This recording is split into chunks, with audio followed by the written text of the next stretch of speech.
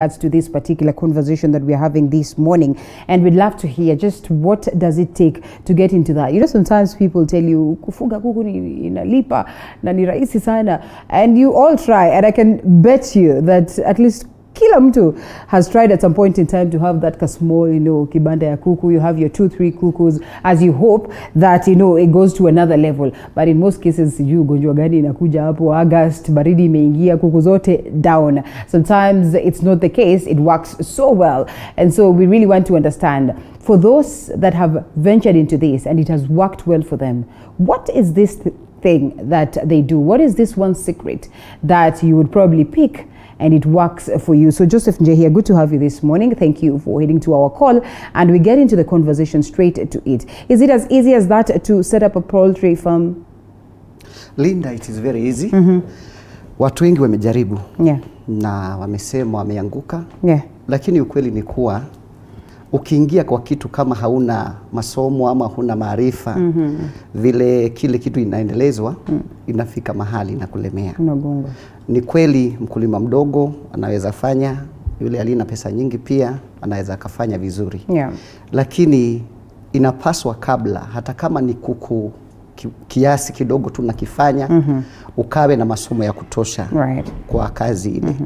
Kwa maana foundation ya vifaranga wale ama kuku wale utakaokuwa nao, kuna vitu muhimu kwanza zinahitajika. Tuna vitu kama nyumba ambayo nafaa kujua nina kiasi fulani cha kuku. Ni kuku wangapi nitaweka kwenye ile nyumba. Kwa maana kuna requirement ambayo inahitajika. Kwa kuku moja inahitajika kuwa na 1 square foot. Lakini unapata mtu amekojest kuku mahala padogo sana. Na mahala pote ambapo utakojest kuku wawe ni wengi, kutakuwa na mambo ambayo haitakuwa mzuri kwako. Tena mwanzo pale wakati kuku tunapowatoa kwa mayai, tunatoa kwa hatchery pale, unakuta kuwa kuna dawa ambazo zinastahili kupewa wale kuku. Lakini watu wengi they ignore. Hawapeangi kuku kabisa. Wanasema kuku watakuwa tu hivi. Na kiukweli ukiangalia aswa kuku wa kienyeji, mara nyingi unawaachilia wanakwenda kule na wanakula na wanakuwa wako sawa kabisa. Labda ndio sababu tunatokea sehemu hiyo na tunazungumza, tunasema kwamba watakuwa after all. Lakini kama unavyosema ni vizuri sana kwamba upate masomo mwanzo.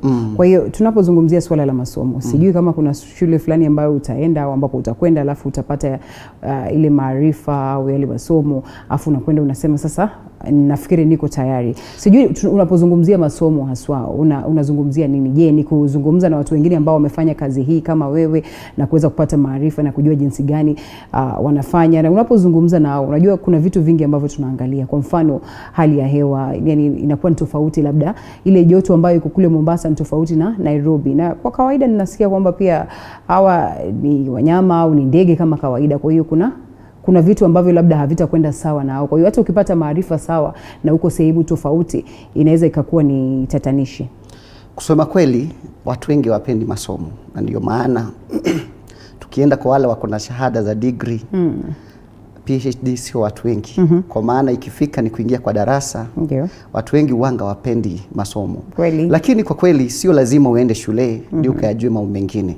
Kuna watu walio mbele yako wamesoma ile masomo, wamefanya ile kazi, wanaweza kufunza tu. Kwa hivyo yeyote ambaye hata kama hujui kuandika, unaweza ingia kwa ufugaji wa kuku na ukafanikiwa. Kwanza niseme, umeuliza kuhusu the environment na hali ya hewa, mahali ambapo unafanya ile kazi.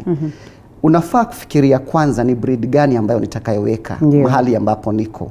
Maana tukifika kwa kuchagua breed ambayo utakaofanya nayo, kuna breed za aina mingi. Kuna hizi ambazo tunaita kuku za grade, kuna hizi zingine ambazo tunaziita improved kienyeji. Improved kienyeji inamaanisha ni kuku ambayo imefanywa crossbreed kutoka kwa kienyeji, imefanywa na kuku aina nyingine kama layers.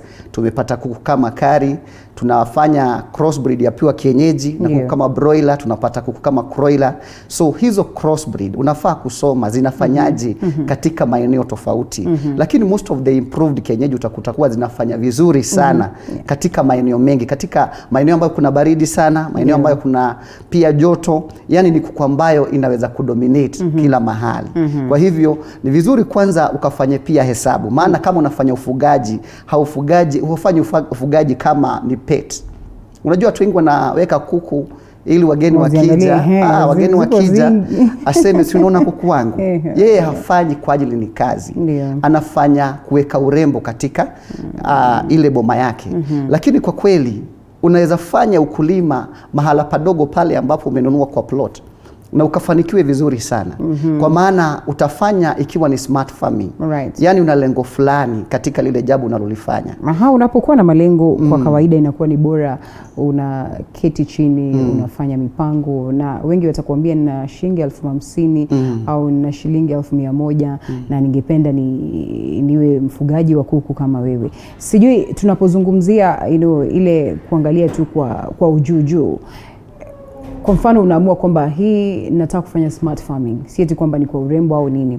Je, unatakana ukuwe na shilingi kama ngapi ili uweze kusema basi hapa naweza nika set up kitu ambacho ninajua kwa miezi 2, 3, 6 itakuwa imekuza na ikakuwa kitu kingine tofauti? Acha niseme hivi. Shida yako tu kwanza sio pesa. Ndio. Ni kuona mbele kwanza. Waweza kuwa na milioni, waweza kuwa na shilingi 1,100, lakini hiyo pesa nikiwekeza nitaweza kuipata tena. Kwa hivyo kitu cha kwanza kuangalia ni soko ya kile ambacho ninakifanya. Kwa maana we have what we call the feeding program, the vaccination program.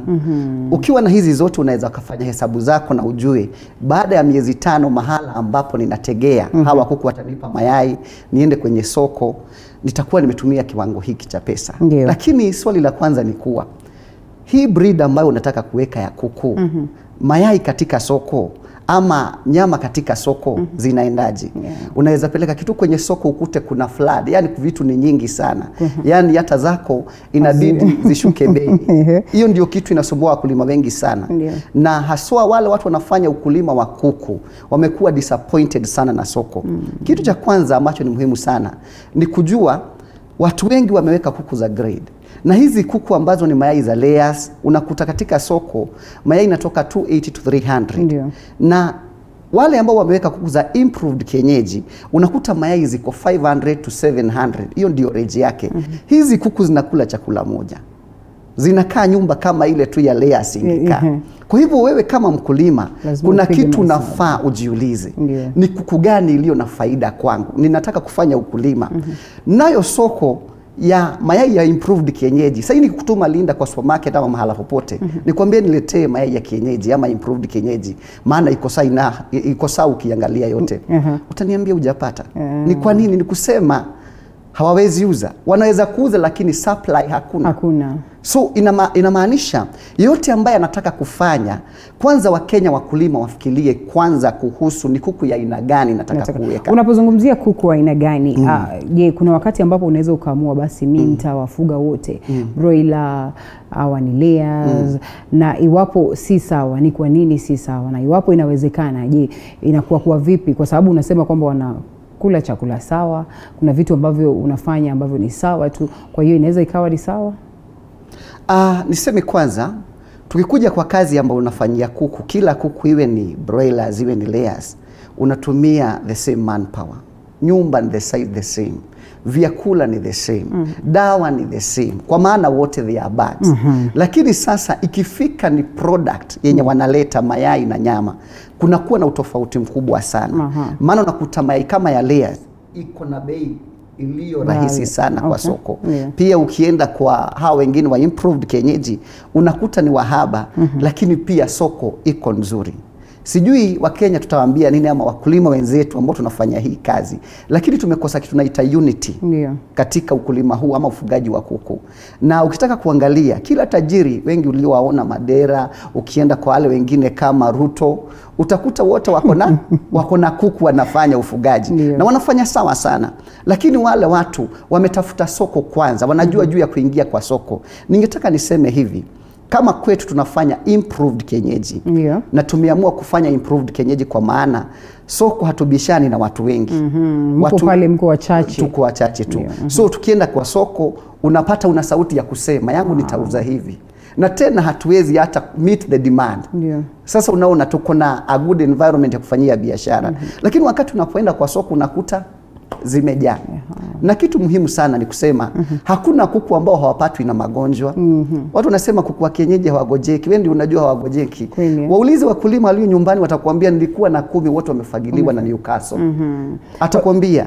Kwa hiyo basi tunapozungumzia hilo kwa kawaida wanasema kwamba ni lazima sana ujue jinsi gani utawalinda kuku wako wasishambuliwe na magonjwa.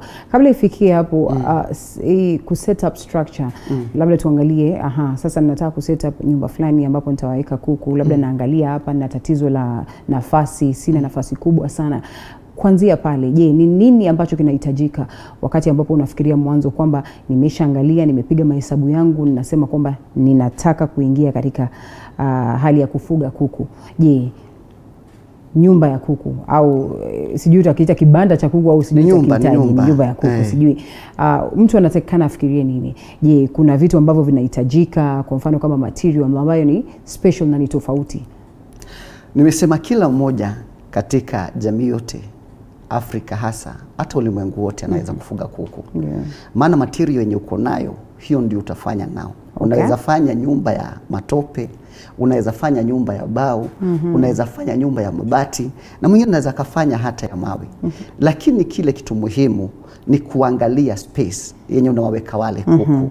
Na pia usifanye nyumba ambayo huwezi ukaingia na ukafanye kazi ukiwa comfortable. Maana wengine tunatengeneza nyumba zingine ni dogo sana. Unapoingia mahali pale hata huwezi maliza 5 minutes kama unafagia. Yale mazingira ulioweka wale kuku unaweza ukakaa. Kwa hivyo usafi ni kitu muhimu sana. Haijalishi material uliotumia, inalingana na uweza wako. Kama vile nimesema, kuku mmoja anafaa 1 square foot. Ni kumaanisha kama ni kuku 100 ni 10 by 10. Kama ni kuku 200 ni 10 by 20. Kwa hivyo inamaanisha umpe a good space yule kuku ili yasiwe na stress. Kuku ushikwa na stress. Really, maana wakiwa congested kutakuwa na cannibalism. Uta-avoid hiyo kabisa. Na tena utaangalia tunaita aeration.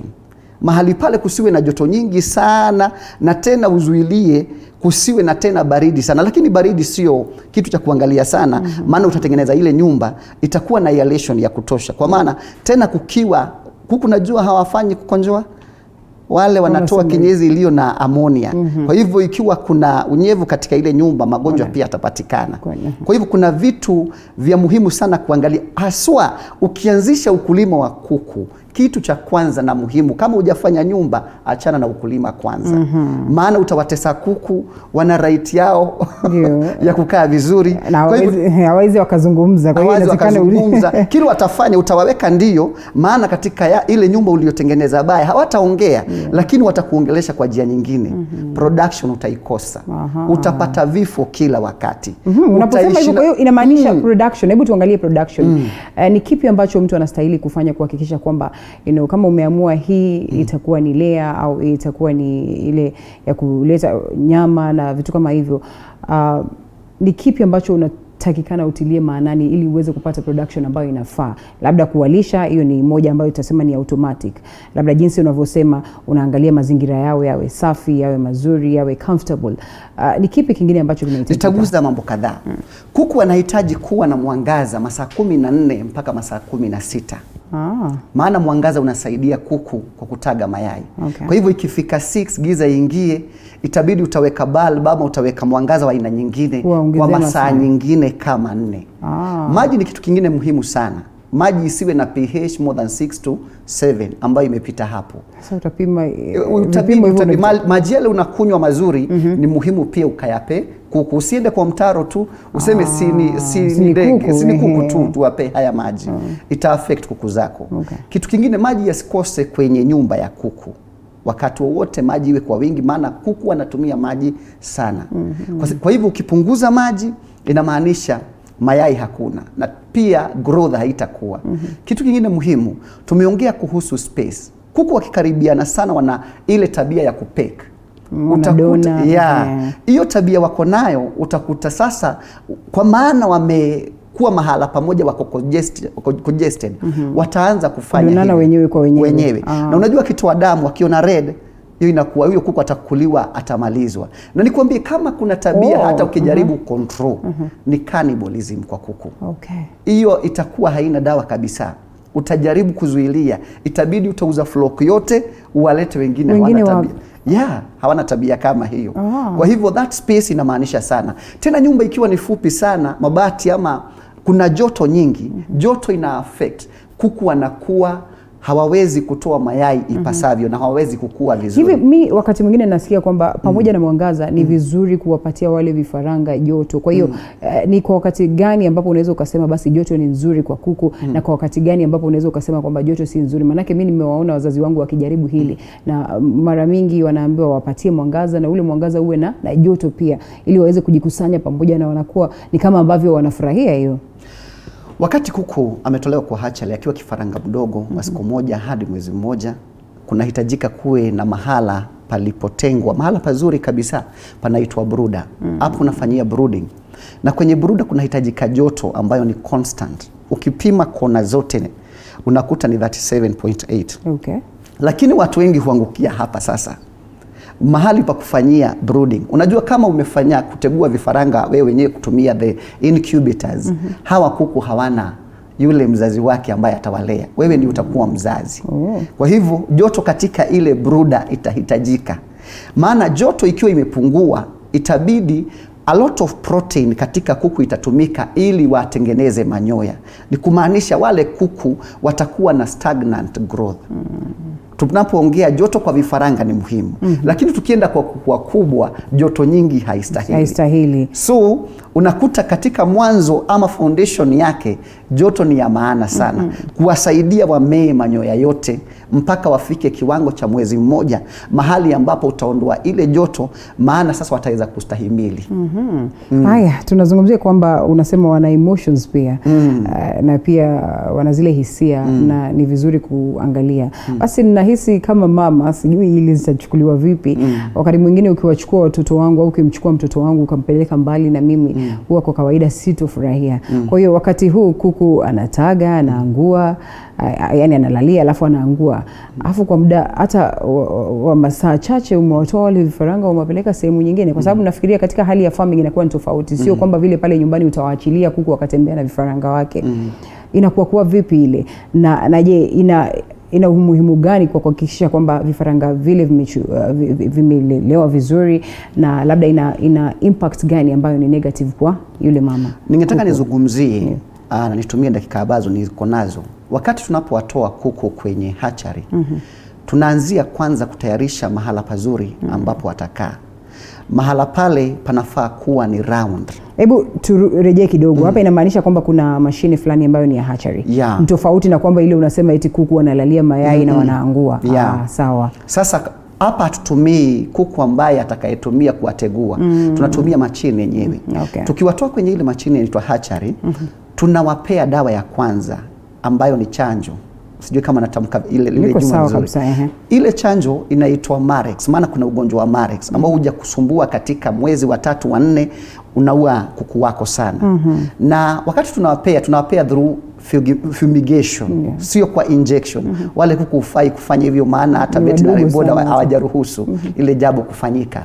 Kutoka hapo sasa tunatayarisha mahala pazuri ambapo tutaweka hata wood shavings. Unajua wood shaving ni gani? Labda unielewesha na pia umuelewesha mbaya. Tunasema maranda. Nikiongea kama maranda wataelewa. Zile zimetoka vile unafanya randa zile shaving. Hizo tunatumia kuziweka katika ile brooding. Na nimesema brooding isiwe ina kona yoyote ya 90 degrees. Kwa hivyo tunaifanya ikiwa round. Maana kuku wana tabia, wakiona mahali kuna kona, utaona wameenda pale na watakufia pale. Unakuta mtu anakuambia niliwaweka kuku wangu kwenye brooder, lakini asubuhi nimekuta kuku 6 hawako, vifaranga wangu 6 hawako. Ni kumaanisha wale vifaranga ambao wamekufa walilaliana wakasuffocate, hawakupata hewa. Kwa hivyo inamaanisha ukienda hivyo kila siku, mwishowe hautakuwa na flock, utakuwa umemaliza wote. Tunaangalia mahala ambapo utakapowalea vizuri. Tena joto ikiwa nyingi sana kwenye brooder itaua vifaranga. Na nauliza kwa nini brooder? Hizi brooder requirements zitakuwa ni zipi? Na mbona ni lazima ikuwe ni brooder na sio kitu kingine tofauti? Maana kifaranga huyu aliyetoka kwa machine, kama vile unajua kuku wanga usiku analalia vifaranga wake, anawapea joto, anawazuilia kutoka baridi. So kwa hivyo kuku mwenye mama huyu ambaye ni mother wa huyu vifaranga anawaangalia katika njia ambayo ni nzuri. Biologically Mungu amempa hekima ile. Nawe kwa wakati kifaranga amekuja, lazima umpe joto sawa na vile mama angempa. Tena utayarishe mahali ambapo ni mahala hapana unyevu, hapana maji, mahala pazuri ambapo utawalelea vifaranga wale. Kuna vile we prepare a brooder. Na ndio maana nimesema ni vizuri sana kabla hujawaweka wale kuku, hata kama tunaelezea hapa vitu zingine, ni vizuri ukaona practical ili ukaelewe kile kitu tunachokisema mahali hapa. Mahali pale kwenye brooder, hiyo ndio foundation ya kuku utakaokuwa nazo siku za hapo baadaye. Kwa hivyo ni kumaanisha kuna dawa, kuna kuadminister dawa ambao utafanya kuanzia siku moja mpaka mahali ambapo kunatakikana. Kuna vyakula ambavyo vinastahili ambazo utafuatilia vizuri, na vyakula hizi zina glamage ama there is a program ili unafaa kutumia kuwapea. Wakimaliza wiki unaongeza, wakimaliza nyingine unaongeza. Ni kumaanisha hao vifaranga utatembea na wao wakiwa wadogo mpaka wawe kukua kubwa. Lakini tukisema ni kueleza the way to administer those medicines, ita take time, maana tutaanzia kutoka kwa hatchery mpaka tufike mahali watakapokuwa wamekomaa. Na most of the time tunafaa kujua hata age ya kuku ya kukomaa. Kienyeji wa kawaida anashika miezi 8, miezi 9 ndio atage mayai. Kwa hivyo kama nafanya biashara na hii kuku nitapoteza. Miezi 8 ni mingi eti. Mingi sana. Ukiona lisha kuku na vile unakula ni mingi sana. Unakuta kuna improved kienyeji, wamekuwa better more than wale kienyeji. So hawa kuku tunawapea miezi 4.5 mpaka miezi 5, na ikifika ni nyama miezi 4 wako sawa. Nyama yake ni kienyeji kabisa. Mayai yake ukila, sijui kama utaenda duka kununua yai lingine. Iko sawa, iko sawa. Natumai ulibeba mayai au ulikuja hivyo mikono mitupu? Mayai ndio tunakuanga na shoto. Tuna support wakulima sana by the way. Every farmer tunamuuzia, tunamuitisha mayai, asipeleke mahala pengine. Tunataka mayai yako because tunataka very soon kwenye supermarket haujawahi pata mayai za kienyeji zinauzwa, lakini tunataka tu stock supermarket na mayai za kienyeji. Kwa hiyo hapa bei inakuwa na tofauti gani na ile kienyeji aswa improved kienyeji na ile ambayo tu ni layers na ni ya kawaida, wanaita kuku wa grade?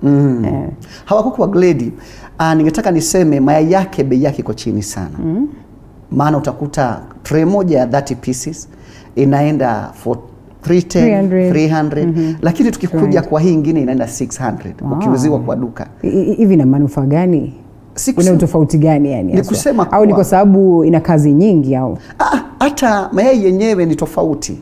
Maana ukikula lile yai la kienyeji ni nzuri sana kuliko hili lingine la grade. Kwa hiyo kusema kweli lile liko na manufaa zaidi na watu wanalipenda zaidi, ni vile tu halipatikani. Kwa hivyo ningetaka niseme kuwa kama ni mkulima anataka kuwekeza kwenye maeneo ya poultry, hatutasema usiweke hawa grade, waweke kabisa, lakini pia ukawe una focus katika soko yangu nina target nini. Wewe ndio uko na target kama mkulima. Na lile ndilo jambo la muhimu ambalo kila mkulima anafaa kuliangalia. Anyway, poultry ina pesa na usinanganywe na mtu. Kile watu wanafanya ukulima katika njia ambayo haipaswi. Hafuati taratibu ambazo zimewekwa, maana ukiignore kitu lazima utalipa fine. Usipofanya hizo chanjo, itakapofika ni wakati wa magonjwa utapoteza kuku wako. Kwa hivyo kila mmoja anafaa kufuatiliza kile ambacho ni muhimu, usome kuhusu nyumba, vile utakavyoweka, usafi vile utakavyoweka. Yani ufanye poultry ikiwa ni kazi. Hata sitasema side hustle, ikiwa ni kazi. Wakati mwingine nilikuwa nina interest kidogo, nikawa namuuliza mama fulani pale ambaye anafanya vizuri sana. Akaniambia hili wajua unaweza ukalifanya, lakini kama haujajitolea, kama haujaweka kwamba achana kabisa. Achana nayo kabisa. Alikusaidia. Kweli. Maana hakuna haja ushike 10,000, 50, 100, 1200 ukaekeze mahali kisha upoteze. Inafaa wakati unapoekeza zile pesa upate faida yake. Niseme kwa ufupi hivi, watu wengi wanaofanya kazi ya poultry katika njia ambayo inafaa, tuseme kama mimi nimetaka kufanya kwa improved kienyeji sana, ile pesa ambayo nimelea kifaranga kuanzia siku ya kwanza mpaka miezi 5, nitaipata wakati nitakuja kufanya kuuza hawa kuku wakiwa wanyama. Maana improved kienyeji ina serve kwa mayai na ina serve kwa nyama. Kwa hivyo nikikuja kuuza nikiwaita X layers, itakuwa pia nitawauza kama wale tu kuku wa kienyeji. Na kawaida nikikwambia uninunulie jogoo wa kienyeji aliye na kilo kama 4.5 hivi, hiyo ni 1,500. Kike ni 800. Kwa hivyo ni kumaanisha pesa zote nikufanyia hesabu na nikuonyeshe waziwazi pesa zote ulizofanya kuwalea kutoka siku ya kwanza mpaka miezi 5 utazirudisha na faida kidogo wakati utakapo dispose wakiwa X layers. Kitu kingine muhimu kusema mayai uliyopata kuanzia pale miezi 4.5 mpaka miaka 2 jua na productivity ya kukupea mayai miaka 2 pale. Itakuwa hiyo ilikuwa ni faida yako, ni mshahara wako uliopata. Utahesabu pia kweli nilikuwa nimeajiliwa kwa hizi siku zote. Kwa hivyo kuku wanaweza kupa kazi ya contract. Kama wana productivity period ya 2 years una sign contract. Unasema for the next 2 years hii itakuwa fulani na nina chakula, manake najua wale mayai pia utakula. Imagine itakuwa ni mzuri sana. Itakuwa ni nzuri sana. Kuna mayai ambayo ni mzuri sana, maana improved kienyeji inauzwa expensive, maana ni kienyeji, ni mayai ya kienyeji na pia ni fertile eggs ambao unaweza kutoa vifaranga. Utakuta kuna ratio ambayo inatakikana kwa wale kuku unaowalea na recommended ni 5:1. Jogoo moja kwa kike 5. Ndio fatality uwe na iwe nzuri kabisa. Jogoo moja kwa kike 5. Wasizidi. Tena jogoo wakizidi territory wataanza kupigania. Vita itakuwa kwenye ile nyumba. Hatutaki vita. Tunapozungumzia chakula labda tukielekea kumalizia. Kuna vyakula ambavyo ni speciali na fikiri ndio hivyo. Lakini wakati mwingine pia unaambiwa wapatie zile naturals, wakatakatie sukuma, wakatakatie mboga, greens. Sijui inakuwaje kwa hili. Na productivity inakuwa ni tofauti au? Nimekuta watu wananiuliza maswali nyingi kuhusu lile jambo. Unakuta kuwa kuku wanapotolewa kwa hatchery wanakuwa wanataka chakula tunaita starter mash. Ni kumaanisha kina faida yake, kina the ingredients zenye zimewekwa well balanced diet. Vifaranga wao kule kwa wiki moja. Wakimaliza wiki moja, wiki 2 tunawa introduce kwa chakula kingine kinaitwa chick mash. Kutoka hapo wanaenda kama mwezi mmoja na wiki moja. Wanapofika pale tunaanza kuwapea chakula kingine kinaitwa growers. Unasikia kinaitwa growers?